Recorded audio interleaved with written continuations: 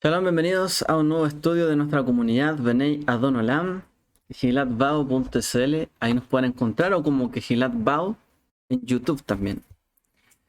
En este Shabbat de Pesach, Hol HaMoed, ¿cierto? Una fecha intermedia de los 8 días de Hagamatzot. Bueno, estos 7 días de Hagamatzot. Que bueno, se nos juntan con los de Pesach. A veces se le toma como una gran fiesta, ¿no? Pesach 1, 2, 3, 4 hasta llegar al final de estos días. Es como una continuación, ¿no? Uno de los temas que salta dentro de la tradición judía y también para nosotros importante es el tema de la resurrección. El tema de, ¿cierto? La Tehiyat Ametin, la resurrección de los muertos. Es uno de nuestros principios a través de los cuales, ¿cierto?, nos guiamos con fe y nos encaminamos, ¿cierto?, en todo el círculo de la Torá, todo, digamos, el bagaje que hay dentro de la Torá y todo lo que tenemos que hacer, que no hacer, las fiestas aquí y allá, porque tenemos una esperanza, que va a haber vida después de esta vida y, ¿cierto?, nuestros esfuerzos tienen un valor y tienen un impacto en el mundo venidero. Eso creemos, ¿cierto? Entonces la resurrección es un tema elemental y es un fundamento de la fe. El libro de Hebreos lo dice. Uno de los principios elementales es la resurrección. Pero quiero compartir este tema desde la perspectiva netamente judía para que nosotros nos podamos hacer ir viendo algunos puntos, ¿cierto?, que se entrelazan con nuestra tradición apostólica acerca de la resurrección. Y bueno, ¿qué es lo que está ahí? ¿Y por qué este tema se toca dentro del judaísmo en estos días? Es sabido que uno de los 13 principios de Rambam o de Maimónides es anima a mí, ¿cierto? Yo creo con una fe íntegra que los muertos resucitarán. O sea, que nuevamente se unirán el alma y el cuerpo de las personas, tal como decimos cada día al levantarnos, Modeani, ¿cierto? Despaneja, etc. Después decimos, Dios mío, el alma que me diste es pura, tú la creaste, la insuflaste en mí, la cuidas dentro de mí, y en el futuro me la retirarás, y luego me la devolverás. Bendito eres tú, Dios, que devuelves el alma a los cuerpos muertos. Amén. Eso, ¿cierto?, decimos dentro de las tefilot, ¿cierto?, de Shaharit Hol, del día de la semana, ¿cierto? En general, bueno, y siempre. Ahora, el relato dentro de la Tanaj, ¿cierto?, más, digamos, más potente acerca de la resurrección corporal se encuentra en la profecía del libro de Yehezkel, el profeta Ezequiel, cuando se habla sobre el valle de los huesos secos. Y de hecho, ¿cierto?, esta es la Haftará que leeremos, ¿cierto?, en este Shabbat. Y es precisamente siempre ese Shabbat que está entre medio de la fiesta. Hay un Shabbat que está entre medio de la fiesta y esa es la lectura de la conclusión de los profetas, ¿cierto?, la Haftará. Y hay quien dice que la resurrección de los muertos, como explica por ejemplo Rab Hai Gaon, uno de los maestros célebres, ¿cierto?, digamos contemporáneos de la época, bueno, de los Gaones son los Geonim, digamos, después de los, a ver, es como, hablamos Edad Media por ahí, ¿cierto? Estamos hablando de esos años. Él dice que la resurrección de los muertos ocurrirá en Pesaj. Resulta que nosotros también creemos eso, que la resurrección de los muertos, ¿cierto?, ocurrió dentro de los días de Pesaj, como está escrito, ¿cierto?, en el Brit Hadashah, y como pasó con el maestro, nuestro Señor Yeshua. Dice el profeta, el Eterno me dejó en medio del valle que estaba lleno de huesos, eran numerosos y estaban muy secos. Me dijo el Eterno, profetiza sobre estos huesos y diles, así dijo Dios, he aquí que haré que el aliento entre en vosotros y viviréis, pondré sobre vosotros nervios, les haré crecer carne, los cubriré de piel, os infundiré aliento y viviréis, y sabréis que yo soy Hashem, el Eterno. Es así como el profeta Yehezkel hizo lo que le había sido ordenado, y dijo lo que le había sido dicho, de tal forma que revivieron estos huesos secos, se pararon sobre sus pies, y no solo eso, o sea, no solamente se juntaron los huesos, formando nuevamente una forma, ¿cierto?, corpórea, sino que se juntaron los tendones, cada parte, ¿cierto? Y no solamente de uno, sino que de muchos, de tal forma que se constituyó un ejército sumamente numeroso. Frente a los que dudaban que esto sucedería, ¿cierto? El profeta dice: así dijo Dios, he aquí que abriré vuestros sepulcros, pueblo mío, y los traeré a la tierra de Israel, y sabréis que yo soy el Eterno cuando haya abierto vuestras tumbas, y los haga salir de vuestros sepulcros, y pondré mi espíritu en vosotros, y viviréis, y los pondré en vuestra propia tierra, y sabréis que yo, el Eterno, he hablado y he cumplido, dijo el Eterno. Es decir, la promesa de resurrección va, ¿cierto?, con una advertencia para Israel. O sea, realmente van a ver en aquel entonces que yo voy a abrir su sepulcro. Que para alguien sería como profanar, ¿cierto?, el sepulcro. Pero dice: y pondré mi espíritu en vosotros y viviréis. O sea, ¿cuál es sino el deseo más añorado, ¿cierto?, cuando vemos partir a un ser querido? No es otro que no es despedirlo, sino que decir: nos volveremos a ver. Y en algún momento, aunque está siendo enterrado, ¿cierto?, volverá, ascenderá, y podremos estar nuevamente junto a ellos, ¿cierto?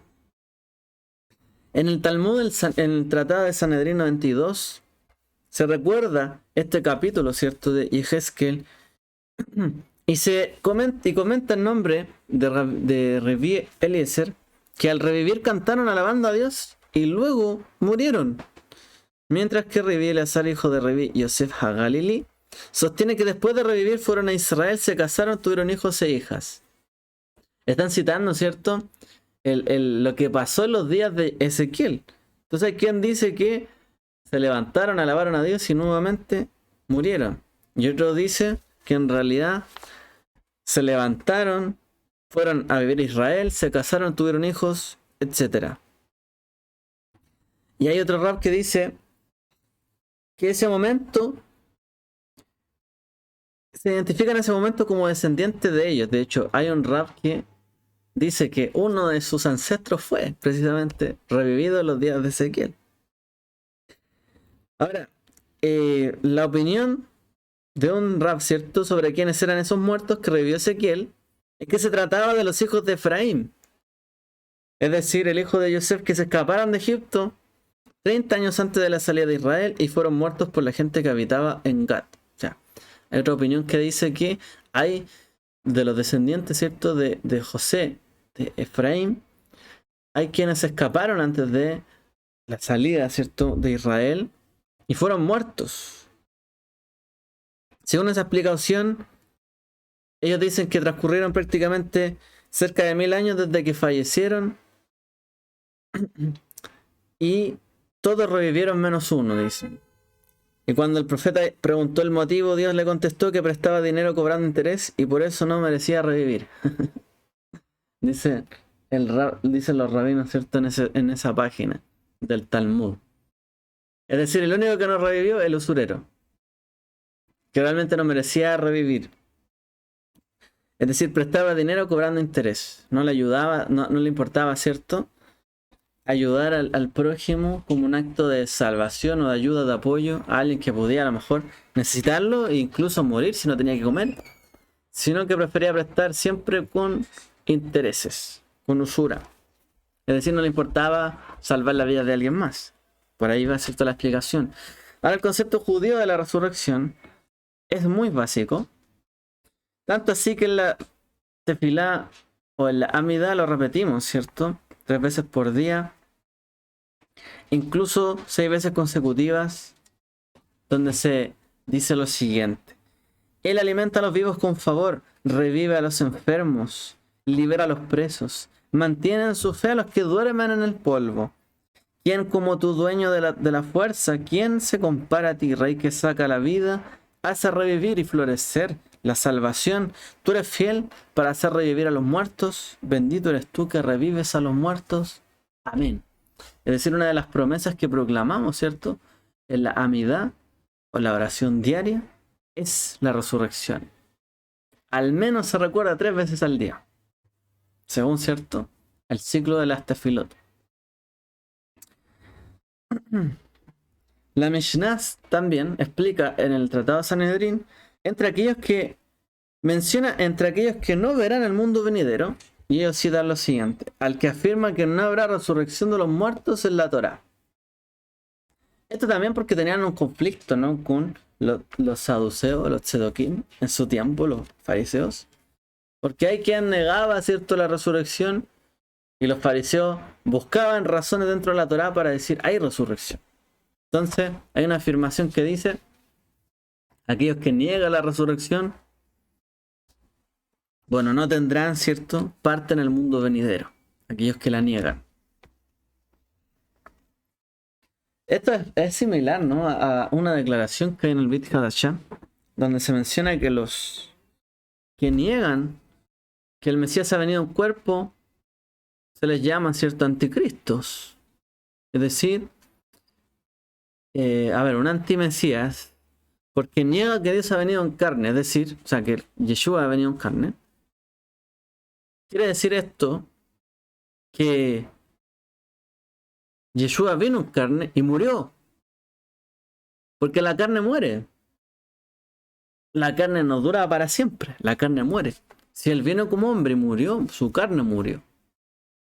Pero hay quien decía, el llamado anticristo, ¿cierto?, que Yeshua no había venido en carne, es decir, que era Dios, solo Dios. Y como Dios, en el fondo, venció la muerte, no podía morir porque era Dios mismo.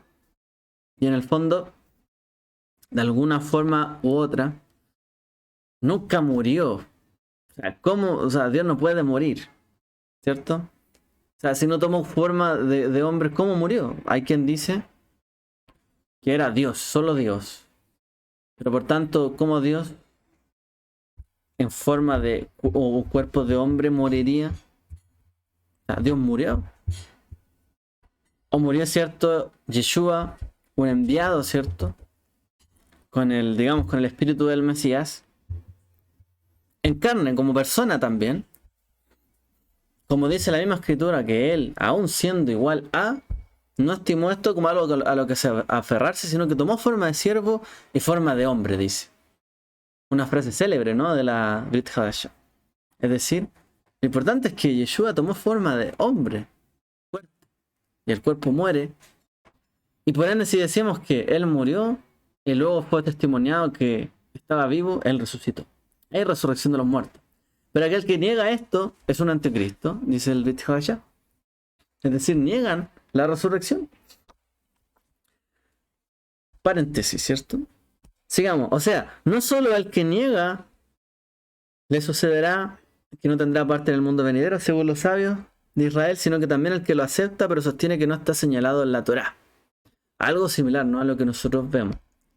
A los que niegan la resurrección, y habiendo, ¿cierto?, sabido el caso de Yeshua, que niegan que él vino en carne, murió y resucitó, es que niegan que hay resurrección. En el fondo, el principio es el mismo, lo que están diciendo los sabios acá. La Gemara trae varias pruebas de la resurrección futura. Por ejemplo, ellos dicen que al hundirse los egipcios en el Yam Suf, en el mar de las cañas, la Torá escribe: entonces cantará Moshe y los hijos de Israel. Az Yashir, ¿cierto? Entonces cantará. No está escrito en pasado diciendo y cantaron los hijos de Israel cuando pasaron por el Mar Rojo. Dice, entonces cantarán. Es decir, la Torá está diciendo que habrá un cántico también de Moshe y los hijos de Israel celebrando, ¿cierto?, los milagros y el gran éxodo, ¿no?, de Egipto. Los profetas también anuncian esto, ¿no? Que habrá un día donde no se dirá, ¿cierto? Jai, Hashem, viva el Eterno que hizo subir a los hijos de Israel de Egipto, sino que los hizo traer de vuelta de todas las tierras donde habían sido desterrados, ¿cierto? Eso dice la escritura. Pero además dice la Torá, entonces cantarán. Y también la escritura nos señala que habrá un cántico, ¿cierto? Un cántico nuevo. Entonces la Torá no dice y cantaron, sino que dice cantarán. O sea, Moshe, junto con el resto de Israel, revivirán, resucitarán para cantar el cántico de Moshe y el Cordero, como dice el Brit Hadashah. Tenemos otro parecido, ¿no? A nuestra fe en la resurrección. Porque de hecho nuestra fe en la resurrección está muy basado en lo que es el fariseísmo. Y el Talmud está escrito por fariseos. Por esa línea. Por lo tanto, hallaremos siempre muchos paralelos en la resurrección entendida dentro del judaísmo y lo que nosotros entendemos también de esto. Sigamos. Si bien no se sabe exactamente cómo y cuándo será la resurrección, hay quienes opinan que incluso será varios años después de la venida del Mashiach. O sea, no todos dicen y concuerdan con que será inmediatamente, sino que vendrá el Mashiach y años después habrá resurrección. En los años posteriores a la resurrección llegará una época en la que se anularán los cuerpos por un instante, de forma similar a la muerte, para luego renovarse en una concepción maravillosa que no podemos saber ni imaginar, pero que será eterna sin ningún otro tipo de cambio. Es decir, hay quien dice que los cuerpos se anularán, o sea, no serán más vistos y en un momento habrá una concepción, como dice ahí, de que aparecerán de alguna forma maravillosa. O sea, es como que de repente no hay ningún cuerpo muerto que se pueda levantar, pero de repente aparecen vivos en el fondo. De tal forma que impactará, dicen algunos sabios como Yosef Haim. Ahora, lo importante para nosotros es que debemos fortalecer la creencia de la resurrección y en este tema. Aunque nos parezca que se trata de algo milagroso y fuera de nuestro entendimiento, en la vida diaria suceden cosas similares que nos parecen normales y no las vemos como milagrosas, solo porque nos acostumbramos a estas. Pregunta: ¿acaso no es un milagro que nos acostemos con el cuerpo agotado y luego de dormir, que está considerado de hecho dentro del judaísmo como una pequeña muerte? Cada vez que uno se va a dormir y su conciencia se va de sí, es como una pequeña muerte.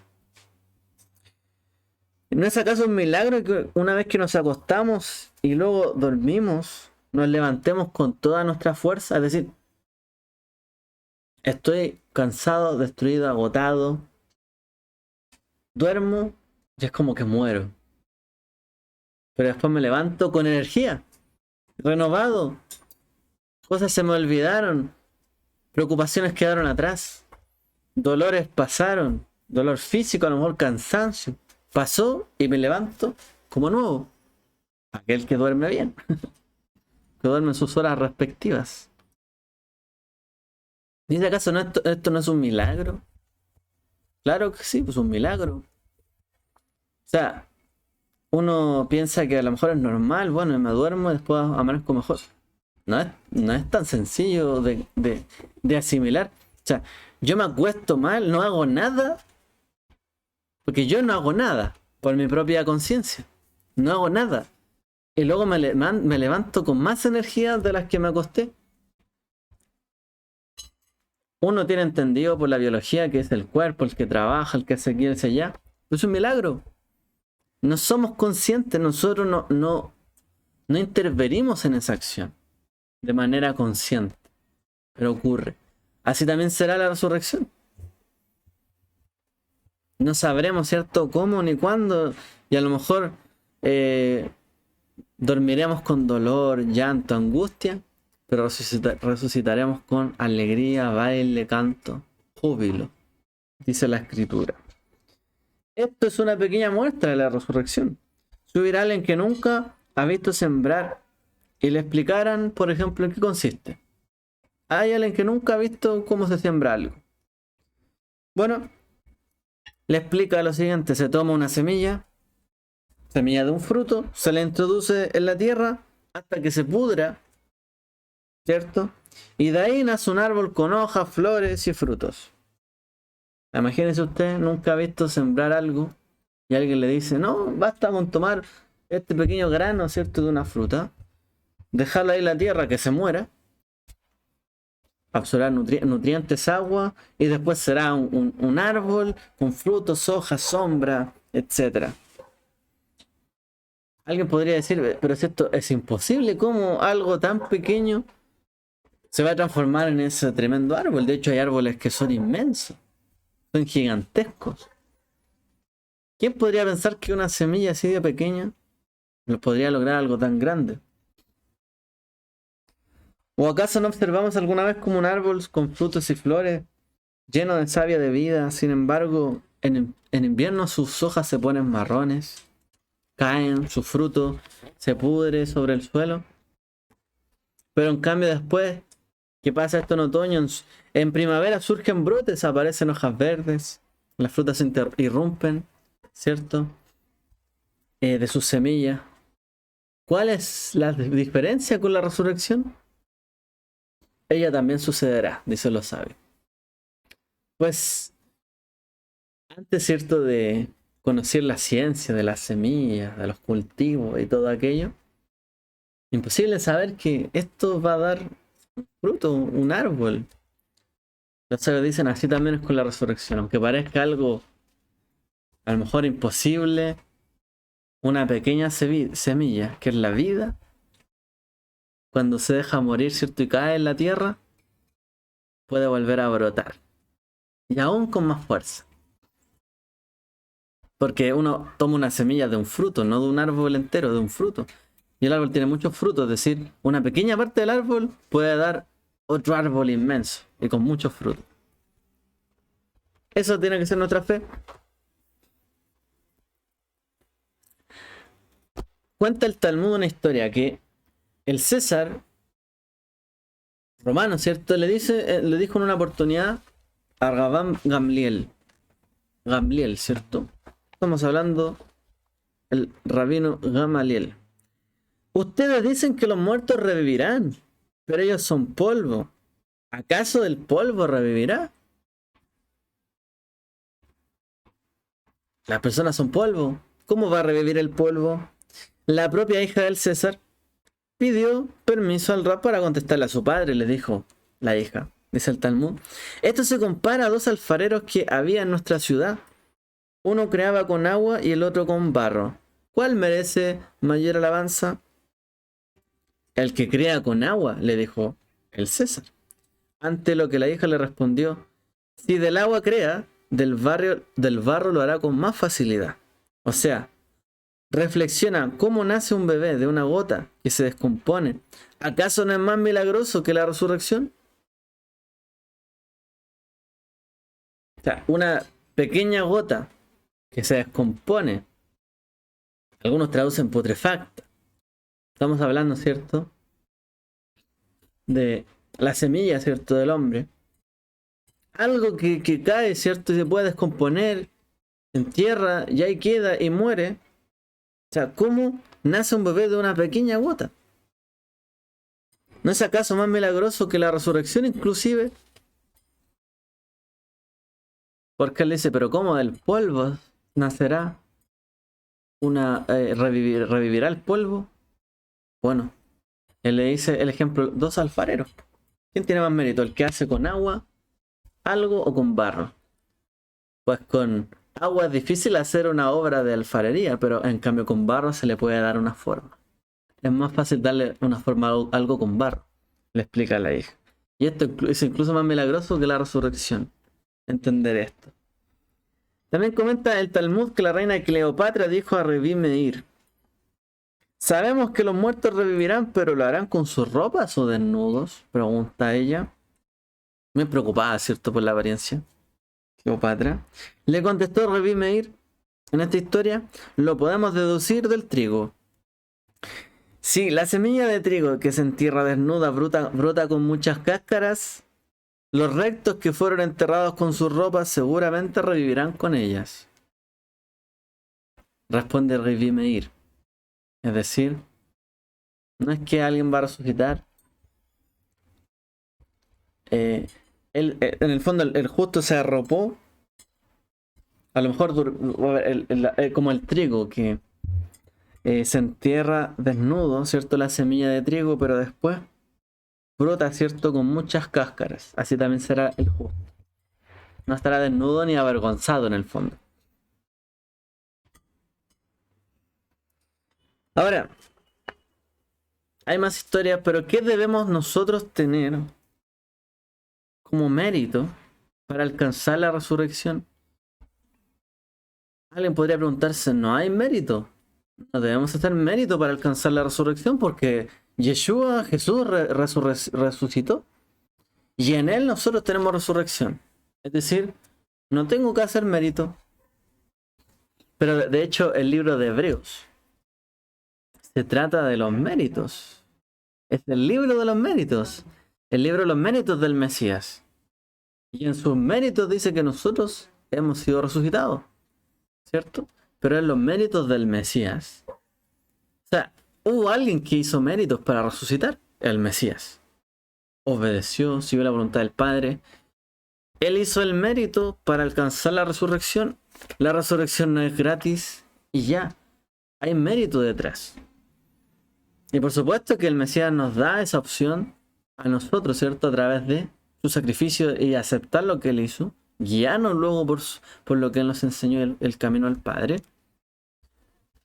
Pero también, si el Mesías trabajó y se esforzó por hallar méritos en su vida y entregárselos al Creador, a su Padre, nosotros también debemos hacerlo. Por ejemplo, hay un pasaje en el Talmud donde los sabios indican lo siguiente: que los ignorantes no resucitarán. Citando un versículo del profeta Yeshayahu 26, donde dice que los que no se ocupan de estudiar no tendrán este mérito. En el fondo, no quiere Dios que explique de esa forma. Se debe interpretar que no revivirán los que hacen idolatría. Es una... como una contrarrespuesta, ¿cierto?, de un rabino ante este versículo, donde en Isaías 26 se deja entrever que aquellos que tienen conocimiento de Dios en el fondo tienen parte con él, y los que no, los ignorantes, no. Ahora, ante esto, otro rabino explica ese versículo de la siguiente manera: vivirán tus muertos, los cadáveres de mi pueblo se levantarán, despertarán y cantarán. Vosotros que moráis en el polvo, porque tu rocío es como el rocío de la luz, y la tierra hará vivir a los muertos. O sea, que de todo el que utiliza luz de la Torá, esta lo revive, y el que no la utiliza no revivirá. Y él explica de esa manera este pasaje. Los ignorantes dicen no resucitarán. Y el sabio explica, ¿cierto? Rabbi Eleazar dice: tu rocío es como el rocío de la luz. O sea, tú que moras en el polvo, tú yaces en el polvo, en la tierra. Pero en la tierra cae el rocío, ¿cierto? Dice, así como el rocío cae a la tierra, así es tu luz. Y así ese rocío, como sabemos, ¿cierto?, que en la Torá, Moshe comparó el rocío con sus palabras y con la Torá, ¿cierto? Cuando él dice que fluya, ¿cierto?, mis palabras como rocío, caigan como lluvia, etc. Él compara la Torá con el rocío. Entonces él dice, así como cae el rocío, así también cae la luz de la Torá, y esa es la que lo revivirá. Y el que quiera utilizar ese rocío, que es la Torá, el conocimiento, lo revivirá. Y aquel que no quiera utilizar el conocimiento de Dios, ¿cierto?, y de la Torá, no revivirá. Es decir, esto se tratará de aquellos que conocen y saben lo que es la resurrección, el camino de la Torá, y conocen de Dios. Ahora, al notar Eleazar, el rabí Eleazar, que este otro rabino sufría porque aquellos que no estudiaban la Torá y que no querían acercarse a Dios perecerían y su destino sería no resucitar, le dijo consolándole, encontré la solución.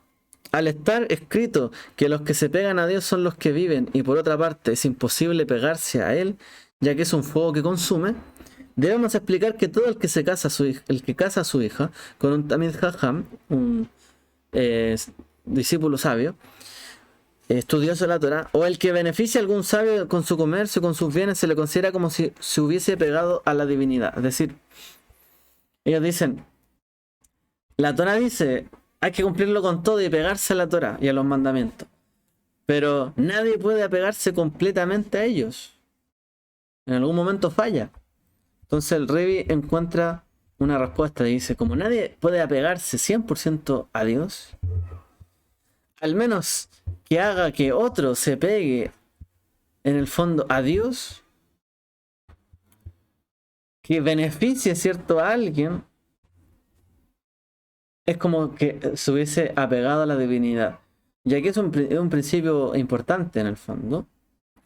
Aquel que beneficia a otro, por ejemplo, el que hace acá, el que ayuda al prójimo, ¿cierto? El que apoya, el que realmente, aunque él no haya conocido a lo mejor de Dios y no haya estudiado la Torá, pero es una persona que apega a los demás, a Dios, a la divinidad, los acerca, ¿cierto?, de alguna forma, con sus obras, sus actos, pues también dice que podría tener parte en el mundo venidero.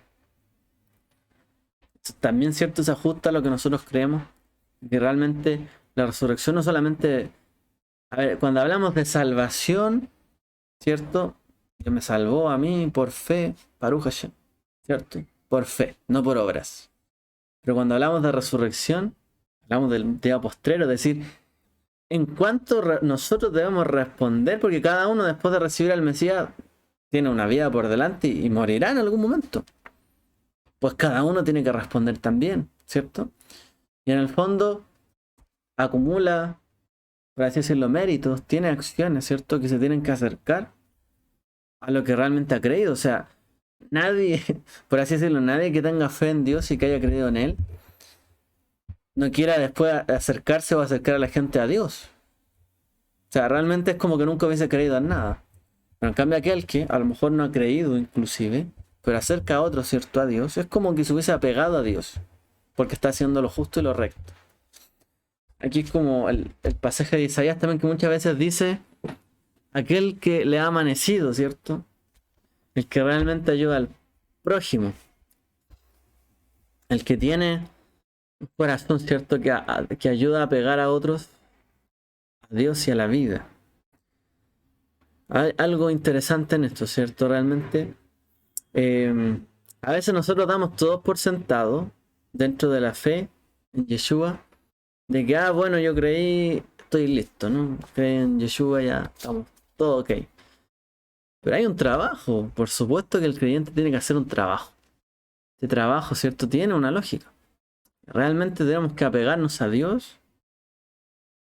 O sea, si usted se muere, su cuerpo, su carne se muere, pero su alma está pegada al Creador, su alma nunca va a dejar de estar pegada al Creador. Y aunque su cuerpo haya muerto, su alma va a volver a Él.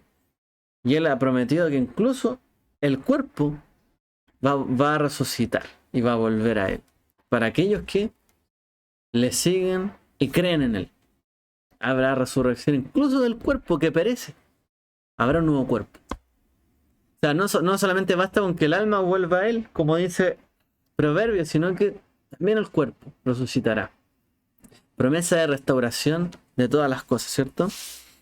Así que la garantía para la resurrección es apegarse a Dios, al Creador. Esto es, por supuesto, apegándose a su palabra, a su voluntad. ¿Y quién es la muestra más grande de esto? Obviamente el Mesías. Apegándonos a Él y a lo que Él hacía, lo que Él decía. Estos días son especiales para sentarse con la familia, los hijos, y entender estos grandes principios. Hay veces donde el trabajo, estudios u otras ocupaciones no permiten que la familia se pueda sentar en la mesa, pero estos días de Pesaj sí lo permiten. se sienta a la mesa y se comparte en la familia.